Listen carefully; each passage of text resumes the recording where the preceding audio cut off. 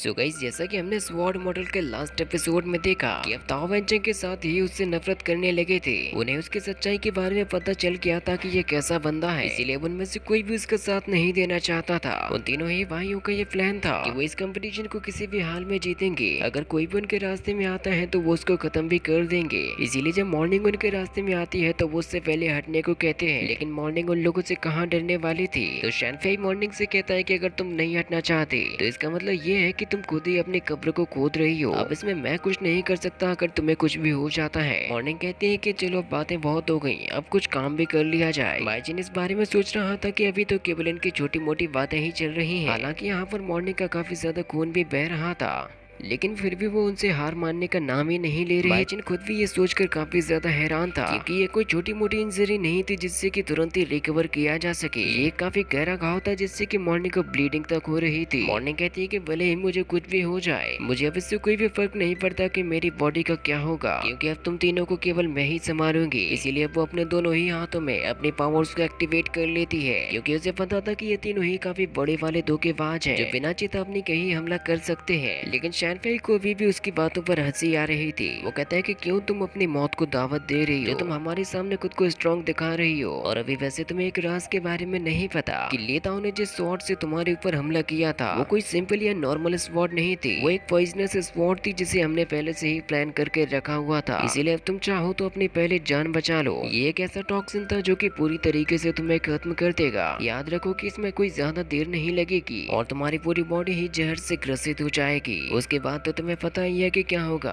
तुम यहाँ पर मूर्छित होकर गिर जाओगी। इसीलिए क्यों यहाँ पर तुम अपनी जान गंवाना चाहती हो। और मॉर्निंग यहाँ पर सच में कमजोर पड़ने लगी थी, उसकी बॉडी में पॉइजन स्प्रेड हो रहा था। ये सब कुछ देख रहा था वहाँ पर खड़ा हुआ लिन बाइचेन। वो कहता है कि वाह कितनी बढ़िया बात है, 3 मैन मिलकर एक वुमेन को परेशान कर रहे हैं। तुम्हें नहीं लगता कि तुम हम जैसे मर्दों के नाम पर कलंक हो। अब संभल जाओ, क्योंकि तुम्हारे सामने लिन बाइचेन आ चुका है और मैं ये दावे के साथ कहता हूँ कि मैं तुम तीनों को ही हराऊंगा। तो ये डायलॉग फिनियो को एक बहुत ही बड़ा जोक लगता है। वो कहता है कि बाइचेन जैसा बंदा हमें इतनी बड़ी धमकी दे रहा है, क्या तुम्हें सच में लगता है कि तुम ऐसा कर पाओगे। तो बाइचेन कहता है कि मैं ऐसा जरूर करके दिखाऊंगा, क्योंकि अब वक्त आ चुका है कि तुम जैसी घटिया लोगों को सबक सिखाया जाए। मैं अपना सीना ठोक कर कह सकता हूँ कि तुम लोग हार कर आज यहाँ से जाओगे। लिन बाइचेन को इस बारे में पहले से ही पता था कि ताओ वेंचेंग और लेताओ की पावर सांसी फ्लाई पर आधारित है। इसीलिए जब जैसे ही शैनफेई उसके साथ में फाइट करेगा तो वो दोनों दूर खड़े होकर फाइट को एंजॉय करेंगे और देखेंगे। ताओ तभी अपने ब्रदर्स से कहता है कि आप लोग इसे मुझ पर छोड़ दीजिए, क्योंकि मैं जानता हूँ कि इस बेवकूफ को कैसे सबक सिखाना है। मैं कब से इसकी बकवास को अभी तक सुनते आ रहा हूँ, इसलिए आप मौका दीजिए कि मैं इसे अपने ही हाथों से हराऊं। इस बाइचेन की बातों से तो ऐसा लग रहा है कि इसे अपनी जिंदगी से प्यार ही नहीं है। लेकिन तभी वहाँ पर ताओ वेंचेंग कहता है कि मुझे लगता है कि बाइचेन का दिमाग अब सठिया गया है, इसीलिए मैं उन तीनों को ही सबक सिखा के घुटनों पर ला दूंगा। तो शैनफेई कहता है कि तुम दोनों मेरे भाई इस बेकार से आदमी के ऊपर अपनी ताकत को व्यर्थ क्यों करना चाहते हो। तुम लोग चाहो तो इसे एक ही झटके में मौत की नींद सुला सकते हो। लेकिन बाइचेन यहाँ पर शैनफेई को उकसाना चाहता था। वो कहता है कि तुम दोबारा से क्या मुझे अपना नाम बताओगे, क्योंकि वैसे मैंने सुना था कि तुम्हारा नाम चिकन पूफ है। मुझे भरोसा नहीं हो रहा कि आज मैं तुम जैसे बंदे को धूल चटाने वाला हूँ। तो शैनफेई को अब काफी ज्यादा गुस्सा आ जाता है। वो कहता है कि मैं काफी देर से तुम्हारी बेवकूफियों को बर्दाश्त कर रहा हूँ, लेकिन अब तुमने मेरे सब्र के बांध को तोड़ दिया है। मैं तब तक शांत नहीं बैठूंगा जब तक कि मैं तुम्हें हरा कर घुटनों पर न ला दूं।